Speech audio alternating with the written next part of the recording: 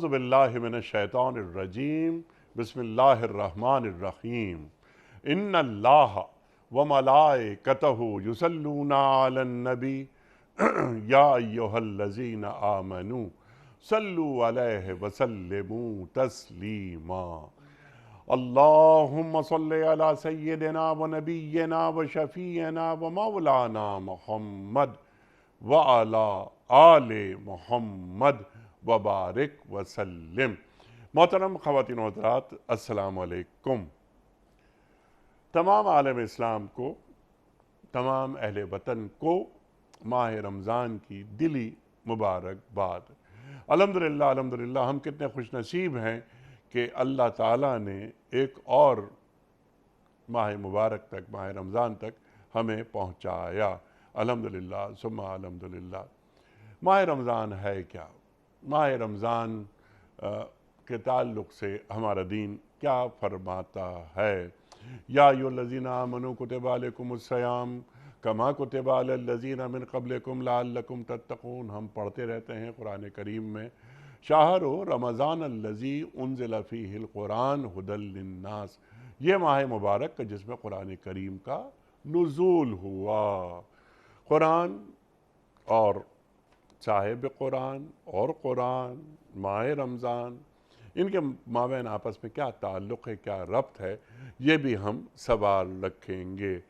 خواتین و حضرات، روزہ لعلکم تتقون اس لیے فرض کیے گئے روزے تاکہ تمہیں تقوی حاصل ہو جائے۔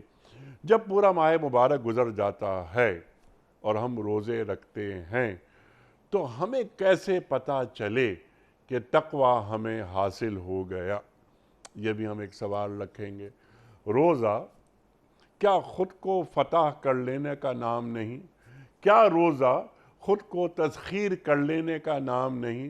یعنی بلکہ اس کو اس انداز سے کہا جائے کہ اللہ تعالیٰ کے سامنے خود کو مسخر کر لیا تاکہ دنیا کو تسخیر کرنا آسان ہو جائے۔ اللہ روزے کیوں رکھواتا ہے؟ اللہ ہمیں کس کام کے لیے تیار کرتا ہے؟ 30 شعبان اللہ کے رسول صلی اللہ علیہ وآلہ وسلم ایک خطبہ ارشاد فرما رہے ہیں، یا ایھا الناس قد اذلکم شہر عظیم۔ اے لوگو، روزے تو مسلمانوں پر فرض ہیں۔ یا ایھا الناس، تمام انسانیت سے مخاطبت اللہ تعالیٰ کر رہا ہے۔ خواتین و حضرات، اس خطبے کے نکات کیا ہیں؟ ماہ رمضان کی فضیلت، فضائل بیان فرما رہے ہیں اللہ کے رسول صلی اللہ علیہ وآلہ وسلم۔ تینوں عشروں کا بیان، شب قدر کا بیان، روزوں کا بیان۔ اللہ اکبر۔ اللہ کے رسول صلی اللہ علیہ وآلہ وسلم کا ارشاد، کتنا بد نصیب ہے وہ شخص کہ جس نے ماہ رمضان پایا مگر اپنی مغفرت نہیں کرا سکا۔ بہت ساری باتیں سیکھیں گے، ہماری خوش نصیبی کہ یہ رمضان المبارک کے خصوصی پروگرام پیام صبح، اس کا آغاز ہو رہا ہے مفتی منیب الرحمن صاحب سے۔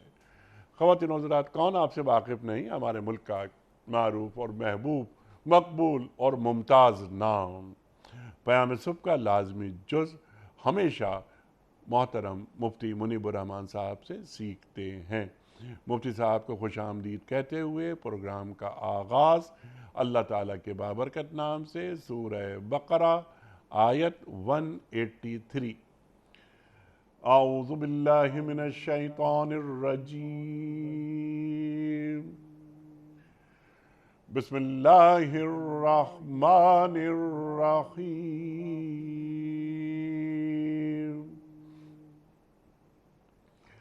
یا ایھا الذین آمنوا کتب علیکم الصیام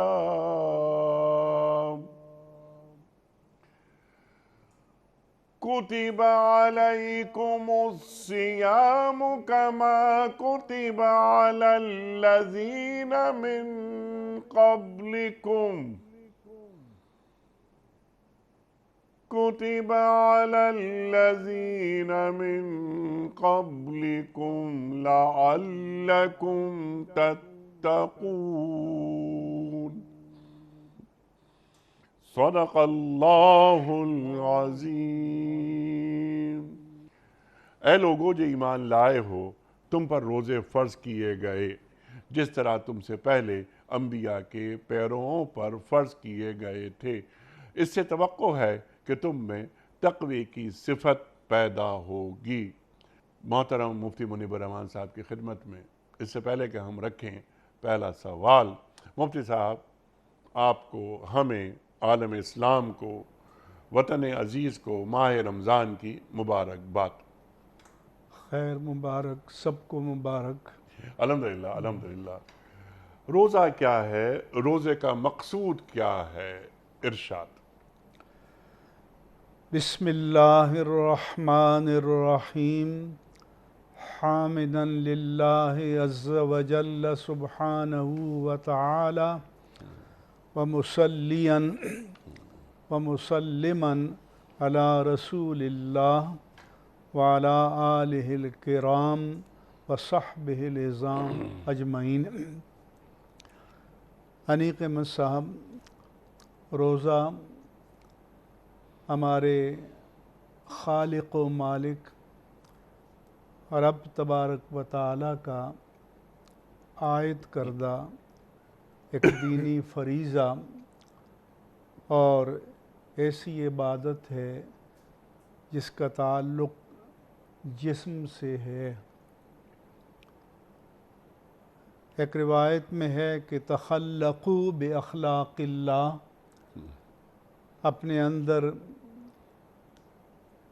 خدائی خصلتیں پیدا کرو یا ان سے متصف ہو جاؤ۔ ٹھیک۔ تو اللہ تبارک و تعالی کھانے پینے، نفسانی خواہشات، ان تمام چیزوں سے منزہ ہے، پاک ہے، بلند و برتر ہے، سبحان ہے، قدوس ہے۔ تو جب انسان مومن صاحب ایمان روزہ رکھتا ہے تو وہ کسی حد تک اپنے آپ کو خدائی صفات سے متصف کرنے کی کوشش کرتا ہے، اللہ اکبر اللہ اکبر۔ اور قدرت کے باوجود، وسائل کی دستیابی کے باوجود، صرف اور صرف اللہ تعالیٰ کی رضا کے لیے ایک محدود وقت کے لیے رمضان مبارک کی صبح صادق سے غروب آفتاب تک اپنے نفس پر کنٹرول کرتا ہے، قابو پاتا ہے اور ان خواہشات کو رضا الہی پر قربان کر دیتا ہے، جس کو آپ نے تسخیر نفس سے تعبیر کیا ہے۔ اس لیے حدیث پاک میں فرمایا کل عمل ابن آدم یضاعف الحسنۃ بعشر امثالها الی 700 ضعف، کہ بندہ مومن کا جو بھی نیک کام ہے اللہ تبارک و تعالی اپنے فضل و کرم سے ایک نیکی کا ثواب اور اجر 10 گنا سے لے کر 700 گنا تک عطا فرماتا ہے، الا الصوم، مگر عبادت صوم اس ضابطے سے مستثنا ہے۔ الصوم لی وانا اجزی بہ، فإنہ لی وانا اجزی بہ، اللہ کہ اکبر۔ روزہ صرف میرے لیے ہے اور میں خود ہی اس کی جزا دوں گا۔ عبادات تو سب اللہ کے لیے ہیں، سبحان اللہ سبحان اللہ۔ لیکن جیسے نماز ہے، حج ہے، زکوٰۃ ہے، دوسری عبادات ہیں، ہو سکتا ہے اور اللہ سب کو توفیق دے کہ وہ خالصاً لوجہ اللہ، اللہ اور اس کی رضا کے لیے عبادات انجام دیں، لیکن ان میں ریاکاری کا احتمال یا امکان باقی رہتا ہے۔ مگر روزہ ایک ایسی عبادت ہے کہ جس میں ریاکاری یا دکھاوے کا قطعاً کوئی امکان یا احتمال باقی نہیں رہتا، کیونکہ اگر صبح صادق سے لے کر غروب آفتاب تک کوئی صاحب ایمان لوگوں کے سامنے کچھ نہ کھائے، کچھ نہ پیے اور جنسی خواہشات سے اجتناب کرے، اور ماہ رمضان ہے تو لوگ اسے روزے دار سمجھیں گے، مگر خلوت میں جب اسے خوراک بھی میسر ہے، پانی بھی میسر ہے، کوئی بندہ بشر اس کو دیکھ نہیں رہا، تو جب اس عالم میں وہ ان چیزوں کی طرف بڑھنے سے رک جاتا ہے تو اس کا ایمان ہے کہ اس کا ایک رب ہے، خالق ہے، مالک ہے، اللہ ہے جو اسے دیکھ رہا ہے، تو صرف اور صرف اللہ کی خشیت، اللہ کا خوف، اس کے حضور جواب دہی اور اس کی رضا وہ جذبہ ہے کہ جو اسے خلوت میں بھی روکتا ہے۔ تو اس لیے اللہ تعالیٰ نے فرمایا کہ فَإِنَّهُ لِي، کیونکہ روزے کی عبادت خالص میرے لیے ہے۔ تو جو باقی عبادتیں ہیں ان کے لیے ایک فارمیٹ، ایک پیمانہ اللہ نے مقرر کر دیا، اور وہ فرشتے ان عابدین کو، عاملین کو اجر الاٹ کریں گے، لیکن اللہ فرماتا ہے کہ روزہ ایک ایسی عبادت ہے، میرے لیے ہے، اور اس کی روح اور حقیقت کو میں ہی جانتا ہوں، اس لیے میں خود اس کا اجر عطا کروں گا۔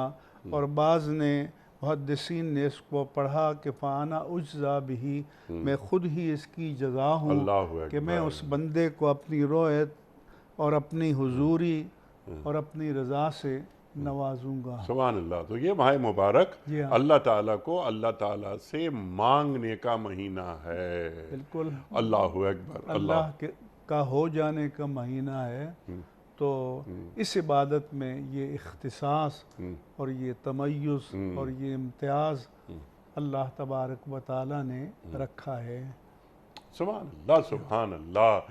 آپ نے بات فرمائی نا، کیا اچھی بات کہ یہ اے اللہ میں تیری طرف آنا چاہتا ہوں۔ اس لیے فرمایا کہ فَإِذَا كَانَ يَوْمُ صَوْمِ أَحَدِكُمْ فَلَا يَرْفَثْ وَلَا يَخْسَبْ، کہ جب تم میں سے کوئی روزہ دار ہو، کوئی بیہودہ بات نہ کرے، چیخے چلائے نہیں۔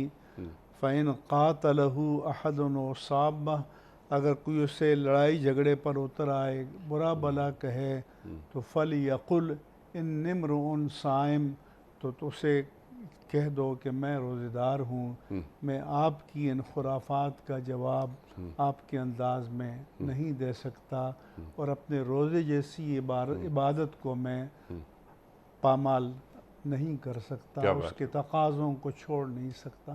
سبحان اللہ، سبحان اللہ۔ اللہ کو اللہ سے مانگنے کا یہ مہینہ، یہ ماہ مبارک، اے اللہ میں تیرے قریب آنا چاہتا ہوں۔ تو نے حکم دیا ہے، جو ابھی آپ بات فرما رہے تھے، کہ حرام سے تو دور میں ہوں، لیکن ایک خاص وقت میں، روزے کی حالت میں تیری خوشنودی کے لیے حلال سے بھی دور اپنے آپ کو رکھتا ہوں۔ تیرے حکم کے مطابق تیری خوشنودی کے لیے حلال سے بھی اجتناب کروں گا۔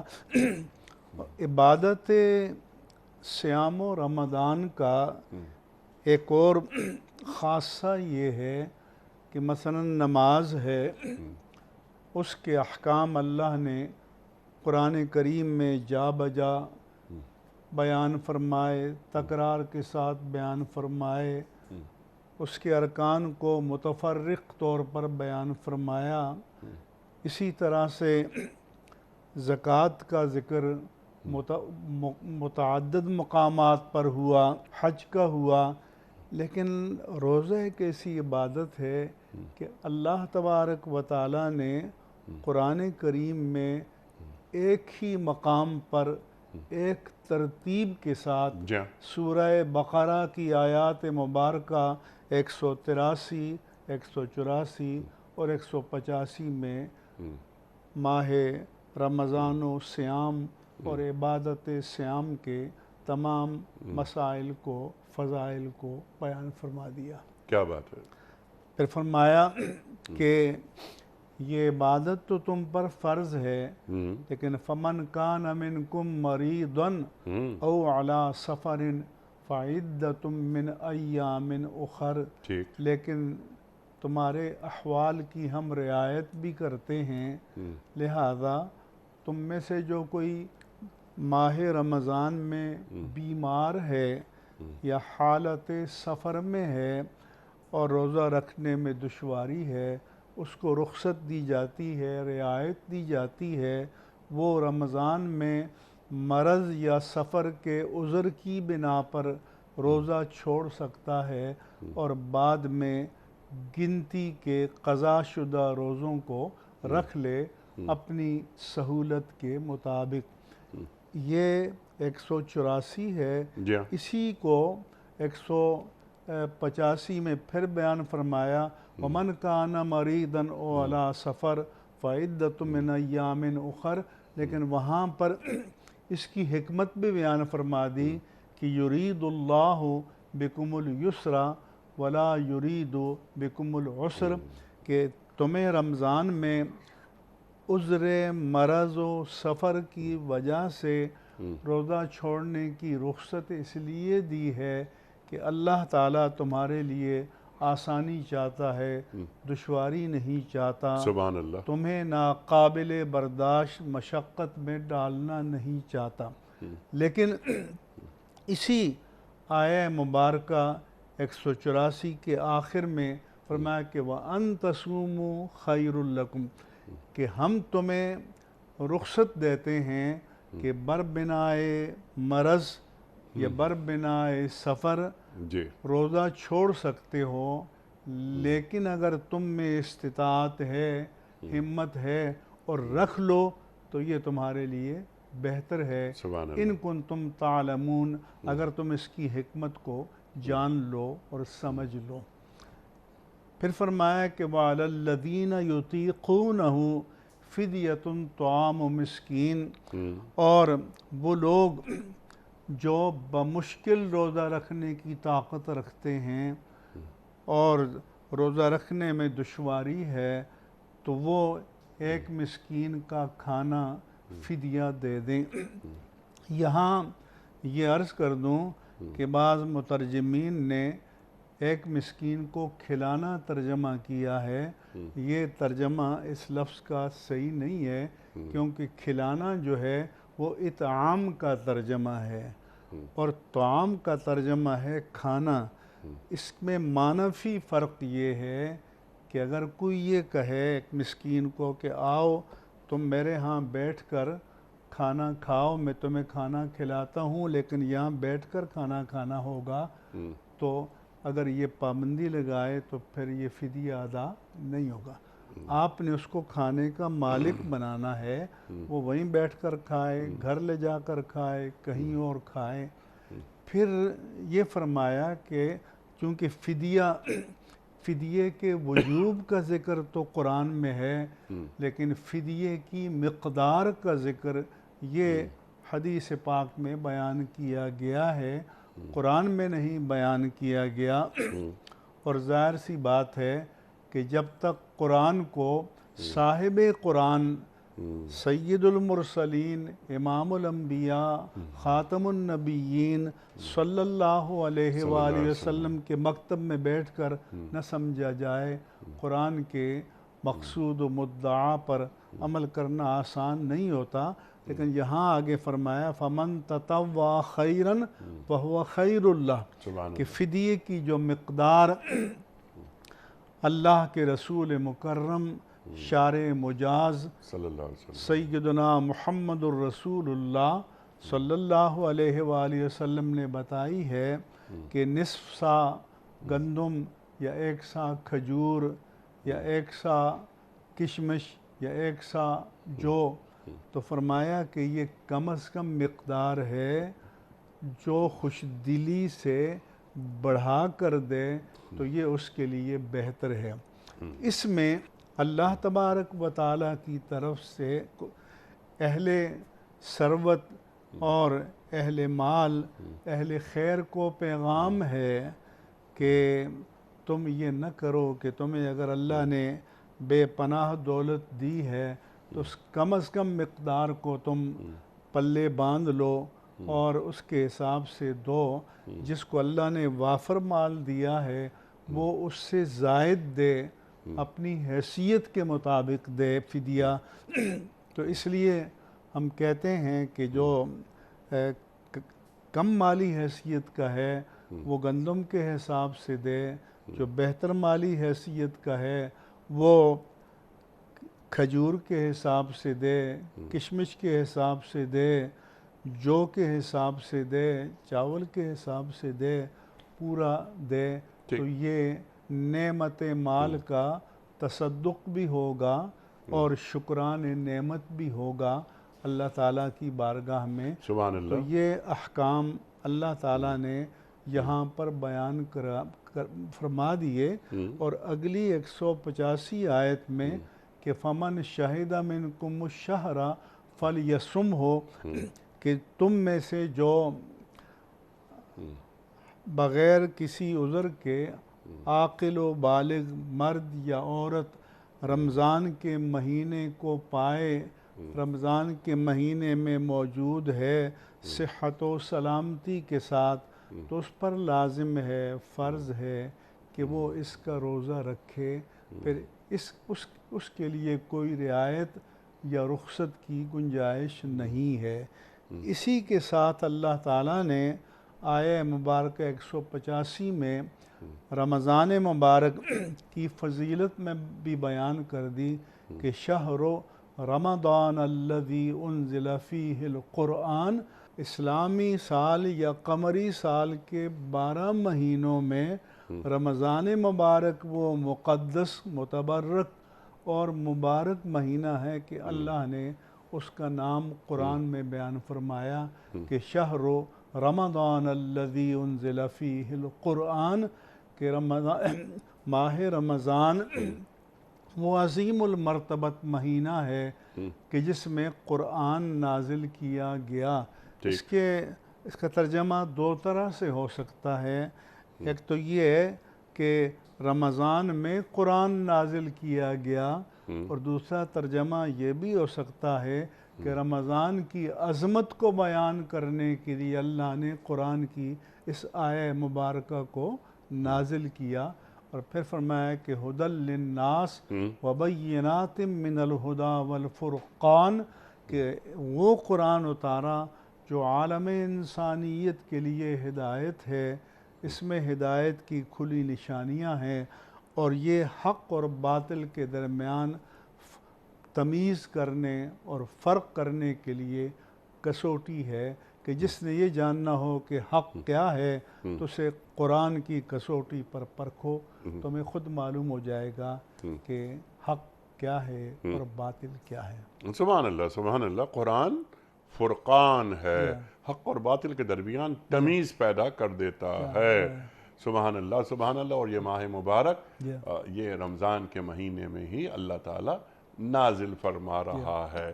اچھا مفتی صاحب، بہت ساری باتیں، محدود وقت، کئی سوالات، ایک تو رمضان کے حوالے سے، اب یہ 3 عشرے، ان 3 عشروں پہ کچھ گفتگو فرمائیے، اور یہ بھی فرمائیے کہ رمضان کو رمضان یا روزے کو روزہ کون کون سی چیزیں بناتی ہیں، جس کا جو محترم ناظرین ہیں ہمارے، ہم آپ سے سیکھیں کہ سچ بولنا چاہیے۔ محض سچ بولنا کافی ہے یا زندگی کے ہر معاملے میں سچا رہنا چاہیے؟ ارشاد۔ ایک تو یہ ہے کہ ماہ رمضان کو صیام سے اور صیام کو رمضان سے نسبت ہے، ٹھیک۔ اس لیے اللہ تعالیٰ نے عبادت صیام اور فضائل رمضان کو ایک ہی سیکوینس میں، ایک ترتیب میں اور قرآن مجید میں ایک ہی مقام پر بیان کیا۔ روح رمضان یا روح صیام کیا ہے؟ روح صیام یہ ہے کہ اے بندہ مومن، رمضان کے مہینے میں صبح صادق سے لے کر غروب آفتاب تک وہ مفترات صوم کہ کھانا اور پینا اور جنسی خواہش جو عام حالات میں تمہارے لیے حلال ہیں، اسے ہماری رضا کے لیے اس مہینے میں تم صبح صادق سے لے کر غروب آفتاب تک اپنے اوپر حرام کر دیتے ہو، تو پھر ذرا سوچو کہ وہ ساری چیزیں جو سال بھر تمہارے لیے حرام ہیں اور حرام قطعی ہیں، تو ان کے قریب جانے کا تم سوچتے بھی کیوں ہو؟ یہ رمضان مبارک کا پیغام ہے۔ دوسرا پیغام یہ ہے کہ جب رمضان میں قرآن نازل کیا گیا تو پھر رمضان میں روزے کی حالت میں مومن کا رشتہ جو ہے وہ قرآن سے مستحکم اور مضبوط ہونا چاہیے۔ یعنی قرآن جس طرح کا بندہ مومن دیکھنا چاہتا ہے، قرآن جس طرح کا بندہ مومن اس بنی آدم کو بنانا چاہتا ہے، تو اسے وہ بن کر ثابت کرنا چاہیے اور دکھانا چاہیے۔ سبحان اللہ۔ تو اب جو آپ نے بات فرمائی کہ ایک بندہ مومن کو اللہ ماہ مبارک اور صاحب قرآن کیسا دیکھنا چاہتے ہیں، ظاہری اعتبار سے اور باطنی اعتبار سے کیسا دیکھنا چاہتے ہیں، اخلاقی تربیت وہ کسے کہتے ہیں جو رمضان سے ہمیں حاصل ہوتی ہے۔ اور جس طرح میں نے ایک سوال رکھا تھا کہ روزے کو کیا چیز روزہ بناتی ہے؟ میری آنکھ کا روزہ کیا ہے؟ میرے دل کا روزہ کیا ہے؟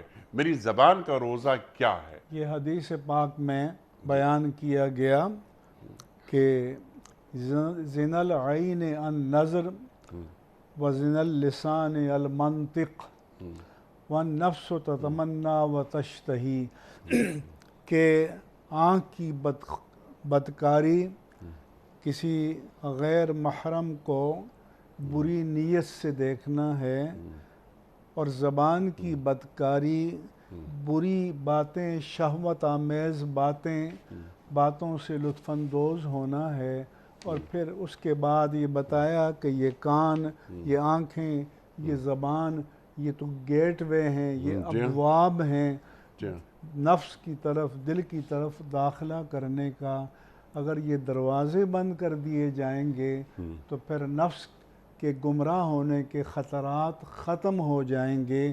اور اس کے لیے کیا ہے کہ نگاہ کے لیے فرمایا کہ قُل لِّلْمُؤْمِنِينَ يَغُضُّوا مِنْ أَبْصَارِهِمْ وَقُل لِّلْمُؤْمِنَاتِ يَغْضُضْنَ مِنْ أَبْصَارِهِنَّ، کہ رسول آپ مومن مردوں اور عورتوں سے کہہ دیجئے کہ اپنی نگاہیں نیچی رکھیں، یعنی باوقار دیں، اور اگر کسی چیز پر نظر پڑے تو وہ نظر اعتبار ہونا چاہیے، سبق حاصل کرنے کے لیے ہونا چاہیے، اللہ تعالیٰ کی آیات کو دیکھ کر اللہ کی ذات تک پہنچنا چاہیے، اپنی زبان پر پابندی لگانی چاہیے، اور محرمات اور مکروہات سے متعلق نہ باتیں کرنی چاہیے، نہ ان میں مبتلا ہونا چاہیے، برائی کی طرف قدم نہیں اٹھنا چاہیے، برائی کی طرف ہاتھ نہیں بڑھنے چاہیے، اور سب سے بڑھ کر یہ کہ بری سوچ کو ہمارے دل و دماغ میں جگہ اور گنجائش نہیں ملنی چاہیے۔ سبحان اللہ، سبحان اللہ۔ اور صرف ایک مہینے کے لیے نہیں، ہماری پوری زندگی میں دین نظر آئے۔ اس لیے تو ہمارے ہاں لوگ آخری رات کو پڑھتے ہیں کہ الوداع الوداع یا شہر رمضان، تو میں کہتا ہوں کہ اس رمضان کو الوداع مت کرو، اسے کیری آن کرو، اس کو آگے لے کر چلو۔ یعنی رمضان مبارک نے ہمیں جو سکھایا تھا، جو تربیت کی تھی، جو رمضان میں ہمارے معمولات تھے ان کو رمضان کے بعد آنے والی زندگی میں اپنا حرز جام بنانا چاہیے، ان پر عمل کرتے رہنا چاہیے۔ یہ نہیں ہے کہ بھئی رمضان میں وہ ایک شعر ہے کہ جہانگیر نے کہا ہلال عید بر اوج فلک ہویدا شد، کہ مطلع پر عید الفطر کا چاند نمودار ہو گیا، تو نور جہاں نے کہا کہ کلید میں کدا گم گشت بود پیدا شد، شراب خانے کی چابی کہیں کھو گئی تھی وہ دستیاب ہو گئی۔ تو جو رمضان میں مسجد سے رشتہ جوڑا ہے تو رمضان میں یہ رشتہ مسجد سے ٹوٹ کر شراب خانے اور قہوہ خانے کی طرف نہیں جانا چاہیے، بلکہ اسی شعار کے ساتھ ہمیں وابستہ رہنا چاہیے۔ سبحان اللہ، سبحان اللہ۔ یعنی رمضان کے اثرات شوال میں بھی نظر آنے چاہیے، سال بھر نظر آنے چاہیے۔ شعبان کا مہینہ آتا ہے تو پھر مساجد کا وہ حال نہیں ہوتا حاضری کے حوالے سے جو ماہ رمضان میں ہوتا ہے۔ ٹھیک ہے، پھر یہ فرق نظر نہ آتا، یہ فرق نظر نہ آئے۔ اچھا مفتی صاحب، ذرا قرآن کریم میں جو فضائل ہیں رمضان کے وہ تو آپ نے بیان فرما دی ہے۔ اللہ کے رسول صلی اللہ علیہ وآلہ وسلم جو 3 عشروں کی بات فرما رہے ہیں اس خطبے میں، کہ جو خطبہ آپ 30 شعبان کو آپ عطا فرما رہے ہیں، واحد مہینہ ہے سال کے 12 مہینوں میں سے کہ جس کے استقبال کے لیے اللہ کے رسول مکرم صلی اللہ علیہ وآلہ وسلم نے ایک مفصل اور مبسوط خطبہ ارشاد فرمایا، اور یہ آپ کے طویل خطبات میں سے ایک ہے، اور باقاعدہ خبردار کیا کہ یا ایھا الناس، اے لوگو خبردار ہو جاؤ، قد اظلکم شہر عظیم، ایک بہت بڑا عظیم المرتبت مہینہ تم پر سایہ فگن ہونے والا ہے۔ مفتی صاحب آپ کی اجازت سے سیکھنے کے لیے آپ سے، یا ایھا الذین آمنوا کتب علیکم الصیام، روزے اہل ایمان پر فرض کیے گئے ہیں سابقہ انبیاء کی امتوں کی طرح۔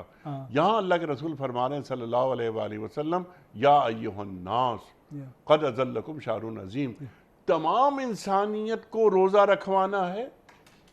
اصل میں قرآن کریم کتاب ہدایت ہے، اور قرآن کریم میں اس کو ھدی للمؤمنین بھی کہا اور ھدی للناس بھی کہا، ھدی للمتقین، ھدی للمتقین بھی کہا اور ھدی للناس بھی کہا۔ ابھی آیت نمبر 185 جو ہم نے پڑھی، تو اس کے معنی یہ ہیں کہ قرآن کریم کا جو پیغام ہدایت ہے وہ سارے عالم انسانیت کے لیے ہے۔ اگر ساری انسانیت اس کی مخاطب نہ ہوتی تو ان سے پھر مواخذہ بھی نہ ہوتا، لیکن اس سے جو اکتساب فیض کرتے ہیں وہ اہل ایمان ہوتے ہیں، وہ اہل تقوی ہوتے ہیں۔ تو قرآن جیسے قل یا ایھا الناس انی رسول اللہ الیکم جمیعا، کہ رسول آپ اعلان عام کر دیں کہ بے شک میں تم سب کی طرف رسول بنا کر بھیجا گیا ہوں۔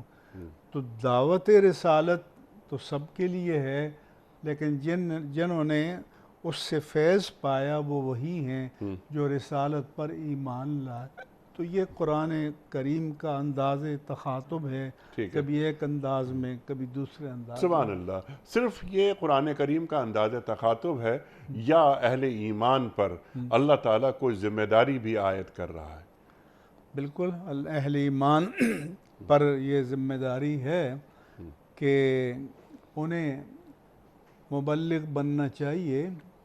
میں ایک یونیورسٹی میں گیا تھا، وہاں ایک ڈویژن کے خطباء کا تربیتی کورس تھا، تو میں نے ان سے کہا کہ میں نے ایک مارکیٹنگ ایکسپرٹ سے پوچھا کہ آپ جو پروڈکٹ مارکیٹ میں لانچ کرتے ہو اور اس کے لیے سمعی اور بصری اشتہارات بناتے ہو تو آپ کی سائنس کیا ہوتی ہے؟ انہوں نے کہا ہماری سائنس یہ ہوتی ہے کہ جو اس اشتہار کو دیکھے تو وہ اس کے ذہن میں یہ بیٹھ جائے کہ اس پروڈکٹ کو اگر میں نے نہ خریدا تو میرا نقصان ہو جائے گا۔ تو میں نے کہا کہ ہم امت مسلمہ اسلام کے مارکیٹنگ ایجنٹ ہیں۔ ہماری ذمہ داری یہ تھی کہ دنیا کے سامنے اسلام کی ایسی تعبیر، اسلام کی ایسی تصویر، اسلام کی ایسی شکل، اسلام کا ایسا پاکیزہ معاشرہ پیدا کرتے کہ دنیا دیکھ کر کہتی کہ جو دین ایسی پروڈکٹ تیار کرتا ہے، اگر اس کو ہم نے اختیار نہیں کیا تو ہم خسارے میں چلے سبحان اللہ، سبحان اللہ۔ تو اس لیے یہ ذمہ داری ہماری ہے کہ ہمیں دیکھ کر لوگ اسلام کے قریب آتے ہیں یا اسلام سے دور ہو جاتے ہیں۔ یہ پوری امت مسلمہ کے لیے ایک امتحان ہے۔ سبحان اللہ۔ تو ماہ رمضان کے فضائل جو اللہ کے رسول صلی اللہ علیہ وآلہ وسلم بیان کہ فرما رہے من ہیں، صام رمضان ایمانا و احتسابا غفر له ما تقدم من ذنبه ومن قام رمضان ایمانا و احتسابا غفر له ما تقدم من ذنبه کہ اللہ کے رسول نے فرمایا کہ جو رمضان کے مہینے میں ایمان کے ساتھ اور اللہ تعالیٰ کی رضا کے لیے روزہ رکھے گا تو اس کے ماضی کے گناہ معاف ہو جائیں گے، اور جو راتوں کو قیام کرے گا اسی نیت سے تو اس کے ماضی کے گناہ معاف ہو جائیں گے۔ تو اس لیے اللہ کے رسول نے فرمایا کہ وہ شہر اولہ رحمہ اوسطہ مغفرہ وآخرہ عتق من النار، کہ یہ وہ مبارک مہینہ ہے کہ جس کا پہلا عشرہ مغفرت کا ہے، رحمت کا ہے، دوسرا مغفرت کا ہے، تیسرا نار جہنم سے آزادی کا ہے۔ یہ تینوں معنوی اعتبار سے مربوط ہیں، یعنی پہلے عشرے میں اگر بندہ مومن نے اللہ کی بندگی کرتے ہوئے اللہ کی رحمت کو اپنی جانب متوجہ کر لیا اور اس میں کامیاب ہو گیا اور دوسرے عشرے میں اسی مشق کو جاری رکھا تو کوئی یقین ہے کہ اسے مغفرت باری تعالیٰ نصیب ہو جائے گی۔ اور اسی عشرہ مغفرت کی ماحول کو، مزاج کو، انداز کو جاری رکھتے ہوئے وہ تیسرے عشرے میں داخل ہوا اور اسی شعار پر قائم رہا، یہ نہیں کہ پہلے عشرے میں مسجدیں آباد ہو جائیں، بیچ میں خالی ہو جائیں، پھر آباد ہوں، تو پھر یہ ہے کہ وہ نار جہنم سے آزادی کا پروانہ اسے مل جائے گا۔ ٹھیک ہے۔ اچھا، اس ماہ مبارک میں 3 عشرے آپ نے بیان فرما دیے، رحمت، مغفرت، آتش دوزخ سے نجات۔ ایک تو سمپل سوال آپ کی خدمت میں یہ ہے کہ رحمت مجھے حاصل ہو گئی، پہلا عشرہ مکمل ہو گیا، دوسرا عشرہ کہ مغفرت ہو گئی، جب میری مغفرت ہو گئی تو کیا میں آتش جہنم سے آزاد نہیں ہو گیا؟ یہ آپ نے کچھ تمہید میں بھی یہ بات کی تھی کہ ہمیں کیسے پتہ چلے کہ ہمارا روزہ قبول ہو گیا اور تقویٰ ہمیں حاصل ہو گیا۔ تو امام جعفر صادق رضی اللہ تعالی عنہ سے کسی نے پوچھا کہ ہمیں کیسے معلوم ہو کہ ہماری نماز قبول ہو گئی؟ تو انہوں نے فرمایا، اس آیت کی طرف اشارہ کیا جو 21ویں پارے کے آغاز میں ہے کہ اتل ما اوحی الیک من الکتاب واقم الصلاۃ، اے رسول مکرم جو کتاب آپ کی جانب وحی کی گئی ہے اس کی تلاوت کیجئے اور نماز قائم کیجئے۔ ان الصلاۃ تنہی عن الفحشاء والمنکر، بے شک نماز بے حیائی سے اور بری باتوں سے روکتی ہے۔ انہوں نے فرمایا اگر تمہاری نماز نے تمہیں بے حیائی اور بری باتوں سے روک دیا تو سمجھ لو کہ تمہاری نماز قبول ہو گئی۔ لیکن اگر تمہارے کرتوت، تمہارے لچھن، تمہارے طریق وہی رہے تو اس کا مطلب یہ ہے کہ وہ جو نماز سے مقصود تھا وہ حاصل نہ ہوا۔ یہی کیفیت روزے کی ہے کہ اگر روزے نے ہمیں محرمات سے دور کر دیا اور ہمارے اور محرمات کے درمیان ایک حجاب قائم ہو گیا تو اس کا مطلب یہ ہے کہ ہمیں رحمت بھی نصیب ہو گئی، مغفرت بھی نصیب ہو گئی، نار جہنم سے آزادی بھی نصیب ہو گئی۔ لیکن اگر رمضان گزرنے کے بعد یہ کچھ نہ ہوا تو اس کا مطلب یہ ہے کہ ہماری عبادت میں کہیں کوئی نقص ہے یا ہماری سوچ میں، اور ہم نے ماہ مبارک کو محض ایک تہوار بنا لیا ہے۔ اب یہی آیت آپ نے بہت اچھی بات فرمائی، اب یا ایھا الذین آمنوا کتب علیکم الصیام کما کتب علی الذین من قبلکم لعلکم تتقون۔ اب یہ 2025 کا رمضان، 2015 کا رمضان روزے اس وقت بھی رکھے، 2005 کا رمضان روزے اس وقت بھی رکھے، اور ہم یہی آیت پڑھتے رہے۔ اللہ فرما رہا ہے نا کہ ہم تم سے روزے رکھوا رہے ہیں تاکہ تم میں تقوی کی صفت پیدا ہو جائے۔ تو یعنی روزوں کی حکمت یہ ہے، ٹھیک ہے، کیا مجھے حاصل ہوا تقوی؟ کہ بندہ مومن میں تقوی پیدا ہو۔ میرا سوال سمپل سا یہ ہے کہ مثال میں دے رہا تھا کہ 25 سال پہلے بھی روزہ رکھا کسی شخص نے، پھر 20 سال پہلے بھی رکھا، 15 سال پہلے بھی رکھا، ہمیں کیسے معلوم ہو کہ تقوی کی صفت، یا ہم نے ایک ریچول؟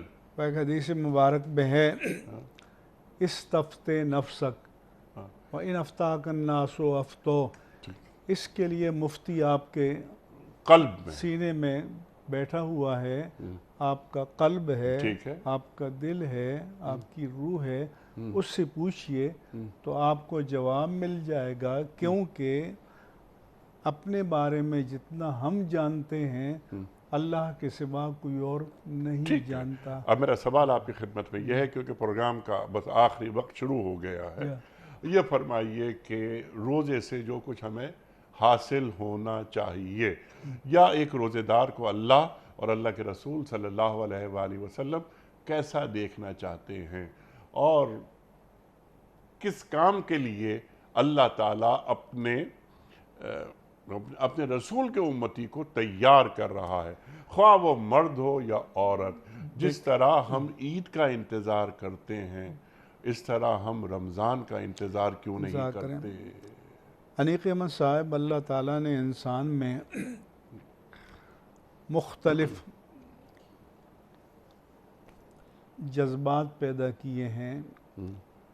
انسان کے اندر بہیمیت بھی ہے، انسان کے اندر شہوانیت بھی ہے، انسان کے اندر غیظ و غضب کی قوتیں بھی ہیں، اور انسان کے اندر ملکوتیت بھی ہے۔ ٹھیک ہے، اگر انسان نے اپنی ملکوتی حس کو یا صلاحیت کو یا جذبے کو یا موٹیو جو اللہ کی طرف سے نصیب ہوتا ہے اپنی بہیمیت پر، اپنی حیوانیت پر، اپنی شہوانیت پر، اپنی غضبانی کیفیت پر غالب کر دیا، اور ملکوتیت جو ہے اس کے ہاتھ میں لگام آ گئی، تو تبھی تو پھر نفس مطمئنہ نصیب ہوتا ہے۔ سبحان اللہ۔ تو اس لیے یہ جو کشاکش انسان کے ضمیر میں، قلب میں، روح میں، ذہن میں جاری رہتی ہے، تو اس میں اگر ہماری ملکوتی قوت غالب آ گئی تو پھر وہی ہے کہ فرشتے سے بہتر ہے انسان ہونا۔ سبحان اللہ۔ مفتی صاحب، یہی بات ہم بھی عرض کر رہے تھے، اور اللہ تعالیٰ ہمیں کیسا دیکھنا چاہتا ہے، خاص طور پر اس ماہ مبارک میں۔ حالانکہ زندگی کا ایک ایک پل ہمیں اللہ تعالیٰ کی غلامی میں بسر کرنا ہے۔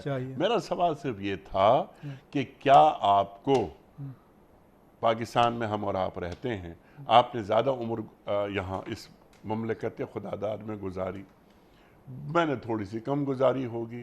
مجھے وہ ملکوتی قوتیں جو آپ بیان فرما رہے ہیں، رمضان کا مہینہ آتا ہے، روزے رکھتے ہیں لوگ، تراویاں پڑھی جاتی ہیں، اور ایک جسے ہم کہتے ہیں نا کہ نیکیوں کا موسم بہار وہ آ جاتا ہے، لیکن اللہ تعالیٰ دین کے اثرات معاشروں پر دیکھنا چاہتا ہے.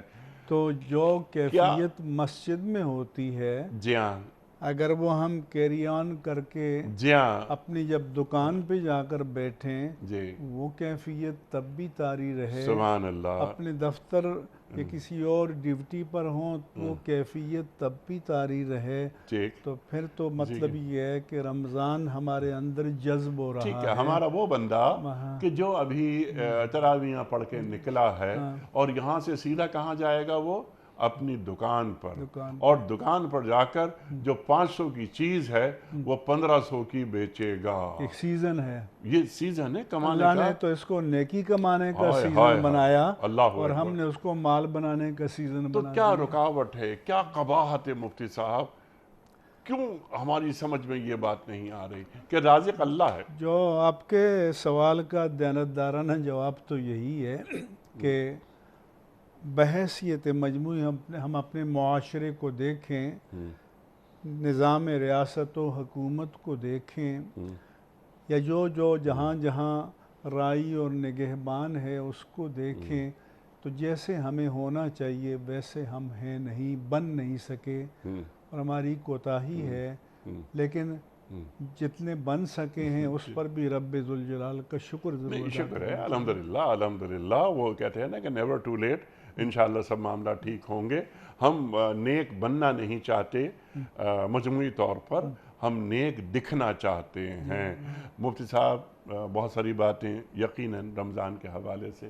ایک اللہ کے رسول فرما رہے ہیں صلی اللہ علیہ وآلہ وسلم کہ روزہ اور قرآن اللہ کے حضور سفارش کریں گے کہ دن میں. حدیث پاک میں ہے جی کہ روزہ اور قرآن جو ہے یحاجانے، جی یعنی جب روزے دار کے خلاف ڈگری صادر ہوگی یا رمضان کی تقریم کرنے والے کے خلاف ڈگری صادر ہوگی، تو اللہ کے ہاں حجت کریں گے کہ یا اللہ اس نے تو روزے رکھے تھے، ہمارا احترام کیا تھا، اپنے اندر تبدیلی پیدا کی تھی، اب اس کے خلاف کیوں فیصلہ ہو رہا ہے؟ اور فیشفعان، وہ وسیلہ شفاعت بن جائیں گے. اللہ اکبر. تو آپ نے بار بار اس کو ریپیٹ کیا، تو ہونا یہی چاہیے کہ ہم یہ کر سکیں کہ ہمارے روزے اور ہمارا رمضان ہمارے لیے، ہمارا قرآن ہمارے لیے قیامت میں وسیلہ شفاعت بن سبحان جائے. اللہ سبحان اللہ سبحان اللہ سبحان اللہ. اب یہ ہے کہ دن میں قرآن اور پھر وہ قیام اللیل. اچھا، جو میڈیا کا کردار ہے مفتی صاحب ماہ رمضان کے حوالے سے آپ انہیں بتائیے، قیام اللیل کسے کہتے ہیں؟ میڈیا کا کردار تو افسوسناک ہے، اور وہ جو کہا گیا ہے کہ جن کے رتبے ہیں سوا ان کو سوا مشکل ہے، تو جن کو اللہ تبارک و تعالیٰ نے اس میڈیا کہ جس کی رسائی اب آپ کے گھر کے اندر، آپ کے لان میں، آپ کے بیڈ روم میں، آپ کی کچن میں، ہر جگہ ہو چکی ہے، تو یہ اگر اصلاح کا کام کرنا چاہیں تو اصلاح بھی کر سکتے ہیں، بگاڑ کا کام کرنا چاہیں تو بگاڑ بھی سکتے ہیں. حدیث میں فرمایا کہ جو رمضان کا روزہ بغیر عذر کے چھوڑ دے ایک روزہ، تو وہ اس کمال اجر کو نہیں پا سکتا. وَإِنْ صَامَ الدَّهْرَ كُلَّهُ، ساری زندگی روزہ رکھتا رہے، اس ایک روزے کے اجر کے برابر نہیں ہو سکتا. تو اس کی برکات کو چھوڑ کر ہم خرافات میں مبتلا ہو جاتے ہیں. اللہ اکبر اللہ اکبر. تو اللہ تعالی ہمیں قرآن کریم اور ماہ رمضان جڑے رہنے کی توفیق عطا فرمائے. اور قرآن کریم، اللہ اکبر، یا رب ان قوم اتخذوا ھذا القرآن مہجورا. اللہ کے رسول صلی اللہ علیہ وسلم فرما رہے قیامت کے دن کہ اے میرے رب، میری قوم نے اس قرآن کو چھوڑ دیا تھا۔ تو شہر رمضان الذی انزل فیہ ہم القرآن، معزز تھے زمانے میں مسلمان ہو کر، اور خوار ہوئے تارک قرآن ہو کر۔ اللہ اکبر۔ میں آپ کا بڑا ممنون مفتی صاحب، آپ تشریف لائے، اور خواتین حضرات، آج یہ ماہ مبارک کا پہلا پروگرام ہم نے آپ کی خدمت میں پیش کیا۔ پورے ماہ مبارک میں یہ سلسلہ جاری رہے گا، اور پیام صبح رمضان اسپیشل کے حوالے سے اس ٹائٹل، اس عنوان کے تحت ہم پورے ماہ مبارک میں آپ کے ساتھ رہیں گے، اور انشاءاللہ تعالی پھر عید کا پروگرام بھی ہم آپ کی خدمت میں خصوصی طور پر پیش کریں گے۔ عید کس کے لیے ہوتی ہے، عید کون مناتا ہے، عید کسے منانی چاہیے، رمضان المبارک کا جو اجر ہے، روزوں کا اجر ہے، وہ کس کے لیے ہے، یہ بھی ہمارے معزز علماء ہمیں تعلیم کریں گے۔ اپنے میزبان انیق احمد کو کل تک کے لیے اجازت دیجیے۔ خدا حافظ۔